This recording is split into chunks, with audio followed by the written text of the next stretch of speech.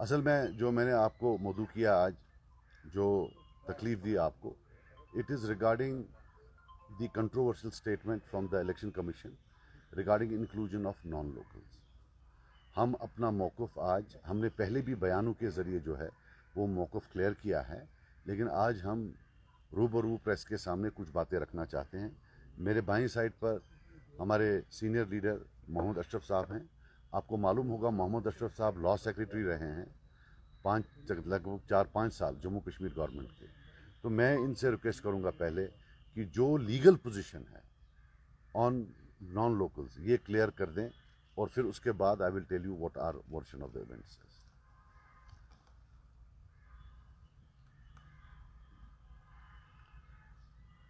Sir, जो ये अभी चल रहा है इस वक्त, ये controversy, it is the result आप जो प्रेस कॉन्फ्रेंस ये जो कंट्रोवर्सी इस वक्त ये शुरू हो गई है, ये it is the result of the press conference of chief electoral officer JNK। उन्होंने प्रेस कॉन्फ्रेंस में एक स्टेटमेंट दे दिया। उस स्टेटमेंट में उन्होंने कहा कि कोई 25 लाख वोट यहाँ बढ़ रहे हैं। नॉन लोकल्स के स्टूडेंट्स का नाम भी उन्होंने ले लिया, आर्म्ड फोर्स का नाम भी उन्होंने ले लिया। लेकिन जो उन्होंने बोला उस प्रेस कॉन्फ्रेंस में, that is not supported by law and that is not permissible under law.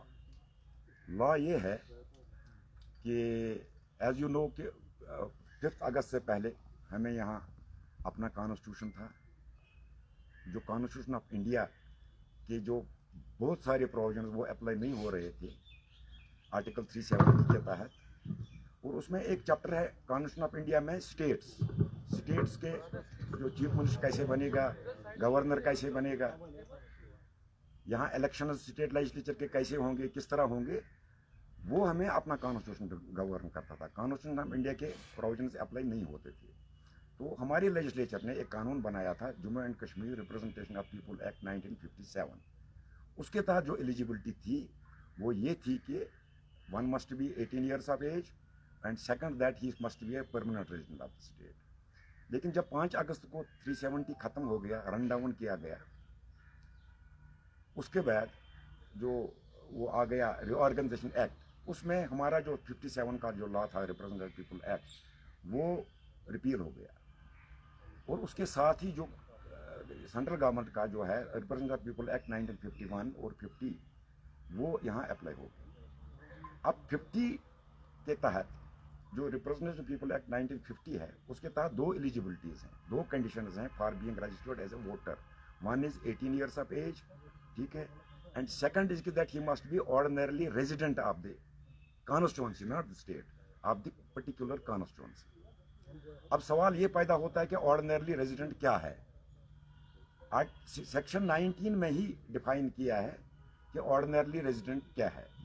Section 19 में जो रिप्रेजेंटेटिव पीपल एक्ट 1950 है, उसमें लिखा है कि a person shall not be deemed to be ordinary resident in a constituency on the ground only that he owns और possesses a dwelling house. इसका मतलब अगर मकान भी हो किसी जगह, this is not the reason, ये ओनली रीजन नहीं है कि उसके लिए कि वो बनेगा वहाँ का रेजिडेंट, ये जो ordinary resident, he needs much more than that. अब मच मोर देन दैट क्या है, वो सवाल है।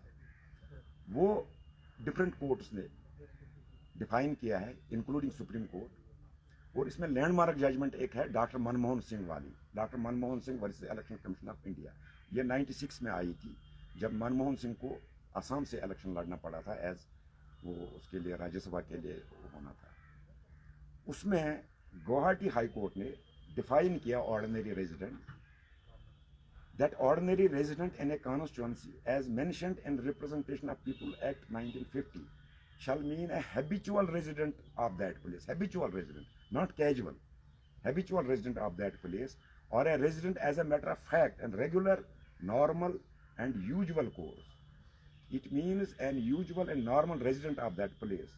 The residence must be permanent in character and not temporary or casual. ये गुवाहाटी हाई कोर्ट ने डिफाइन किया है।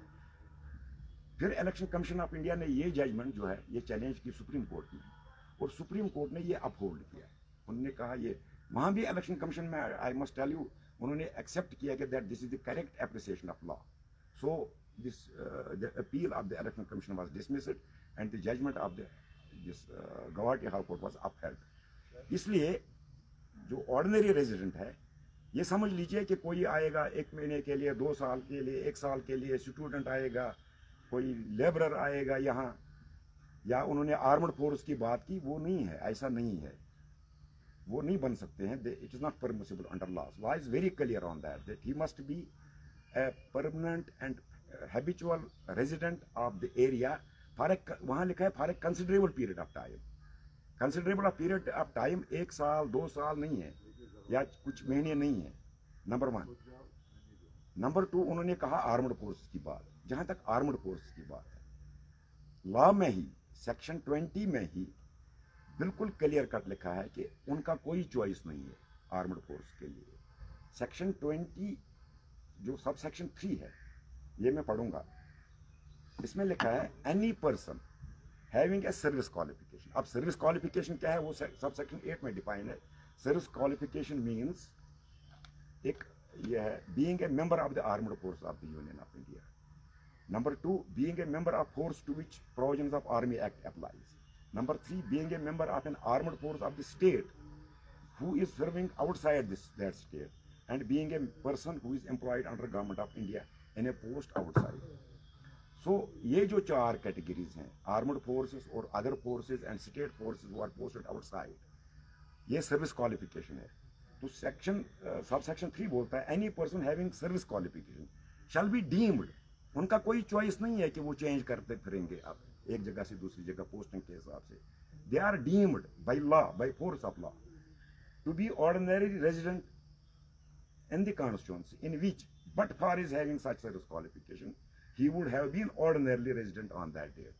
So जहाँ के वो हैं, वो वहाँ के ही ordinarily resident तस्वर किए जाएंगे irrespective of their posting. So there is no question of inclusion of armed forces in this definition of this ordinarily resident. यहाँ जो election commission chief electoral officer साहब ने कहा, अब उन्होंने क्यों कहा, आई डोंट नो उन्होंने क्यों क्या कहा, कोई मिसकंसेप्शन को हुई, लेकिन फॉर्चुनेटली बाद में एक क्लैरिफिकेशन सामने आ गई. क्लैरिफिकेशन में उन्होंने ये बात बिल्कुल नहीं की है, न आर्मड फोर्स की बात है, न स्टूडेंट्स की बात है, न उसकी बात है. तो बाकी ये बेसिकली जो हमारी कल मीटिंग थी, जिस्ट ये है कि लॉ में परमिसिबल है, but in order to get to be eligible for vote, it looks very difficult. अब सबसे बड़ा चीज़ है कि 15 अक्टूबर को इन्होंने शायद ये कंप्लीट करना है. We as a party, in all humility, neither accept the clarification given by the government in totality, neither do we reject. Not that कि सरकार कोई हमारी acceptance के लिए वेट कर रही है. We know the current administration here or in Delhi does not hold political parties of J&K in very high esteem. In fact, they always display contempt and disdain for them. So वो नहीं है, लेकिन हमें अपने लोगों की तरफ देखना है, और हमें लगता है कि the final test is on 15th of October जब ये होगा. अगर हम अशरफ साहब की बात माने तो 15 अक्टूबर तक, 1 अक्टूबर तक इतने ह्यूज नंबर्स में लोग बाहर से लाकर डालना नामुमकिन है, जब तक कि सरकार न करे. So it is not the law which is a threat to us. It is not the law of which we are scared. We are scared of those who are implementing the law. On test here is the intentions of those who are as on date running the state here or from the union government. We will wait, we will see what they do. So I repeat, we neither totally accept them nor reject them. Agar hame laga, so what we have thought in our humble capacity, we all of us will go. Agar aisa hua, we will sit on a hunger strike in front of the Parliament of India, and every constitutional, because this war cannot be fought here, this battle cannot be fought here in J&K. इधर से कोई चीज नहीं होने वाला है. जो कुछ होना है ये दिल्ली से होना है. हिंदुस्तान के लोगों को बताना है कि साहब, अगर वोटिंग, ये जो रीजनल एस्पिरेशंस हैं, जो रीजनलिज्म है, प्रोविंशियलिज्म है, अगर आपको बाहर से लोग यहाँ लाने हैं, देन व्हाई हैव स्टेट्स? एक ही सरकार ऊपर हो, वही तय कर लेगी. The whole idea of states is कि स्टेट्स की अपनी एस्पिरेशंस होती हैं, स्टेट्स के अपने ऑब्जेक्टिव्स होते हैं. अब अगर आप उसमें भी बाकी स्टेट्स के लोगों को लाएंगे, so then what is left? But I would have thought that we should wait. Well, we have thought that we will wait until the 15th of October and sorry 1st of October and see किस हद तक जो है ये क्या करते हैं उसी हिसाब से if it is a satisfactory outcome, if we believe that nothing has been done which could tantamount to demographic intervention, then it's fine. If we feel that there has been demographic intervention, that the rights of the people of J&K have yet again been compromised and they've been further disempowered, then of course we'll hit the streets.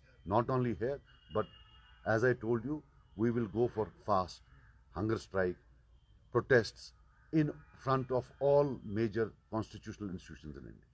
That's it. ये मुझे जो है और किसी की सजाद साहब, जो कि 5 अगस्त 2019 के बाद अगर आज तक हम बात करें तो जितने भी लॉज यहाँ पर इम्प्लीमेंट हुए हैं या फिर जो रिसेंटली जो रिड्रा किया गया है मैट को, और अब ये नई कंट्रोवर्सी जिसका अभी आपने जिक्र किया कि नॉन लोकल वोटर्स एनरोल हो गए, क्या आप समझते हैं कि इस तरीके के मूव्स और इस तरीके के जो लॉज यहाँ पर अभी तक 5 अगस्त के बाद इम्प्लीमेंट ये पहले से जो एप्रीहेंशन था डेमोग्राफिक चेंज का, ये अब कुछ हकीकत में तब्दील हो रहा है? I think 15 अक्टूबर को we will know a lot.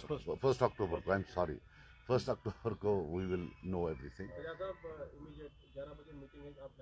नहीं, मैं नहीं जा रहा हूँ and I will tell you in all humility मैं क्यों नहीं जा रहा हूँ. ऐसी बात नहीं है. फारूक साहब ने फ़ोन किया. फारूक साहब एक सीनियर पॉलिटिशियन है. Politics apart, I don't agree with his politics. I have a lot of respect for him. But reality is that all party meetings, when they are not to be taken seriously, then they are conducted over media, publicly. When they are taken seriously, you would never know that we met. So, अगर serious होता तो आपको तो पता ही नहीं होता हम मिले होते. अब वो एक महतरमा बोलती हैं आप ऑल पार्टी बुलाओ, वो फ़ोन करते हैं और सबसे बड़ी बात है कितना प्रिटेंड करें. 24 घंटे हम एक दूसरे को सियासी गालियाँ दे रहे होते हैं. आंखों का लिहाज होता है. कल ही गाली दी है मैंने, परसों उन्हें दी है. वहाँ बैठकर कितना हम प्रिटेंड करें लोगों को भाई एवरीथिंग इज हंकी डोरी. एंड आई बिलीव कि ये जो ये ऑल पार्टी है, the outcome of this will not change whether we go to the all party और not. And I will again say that in future Farooq साहब अगर आपको कभी भी हमारी ज़रूरत पड़े, एक फ़ोन कॉल करके बोले सजाद इधर आओ, मैं उठ के चला जाऊँगा. हमारे से सीनियर हैं, मैं उठ के चला जाऊँगा. But Mehbooba ji desperate to retrieve her ground बोलेगी मैं बोलती हूँ ऑल पार्टी, वो हुक्म निकालेंगे. महाराजा हरी सिंह का टाइम गया. If you have to do something serious, यहाँ हमने PhD बनाई, आप लोगों को क्या पता चली? Because it was done without the gaze of media. So अगर आप under the gaze of media कोई चीज़ कर लेते हैं, then it loses its relevance. That means it's point scoring. I don't want to be any point scorer. न पियर अनजस न पियर मंजस. न मैं इसकी जो जाएगा मैं वो भी वेलकम करता हूँ, जो मेरी तरह यहाँ बैठेगा मैं वैसे भी वेलकम करता हूँ. हाँ, if something concrete comes which we feel it is good, then we will also support them.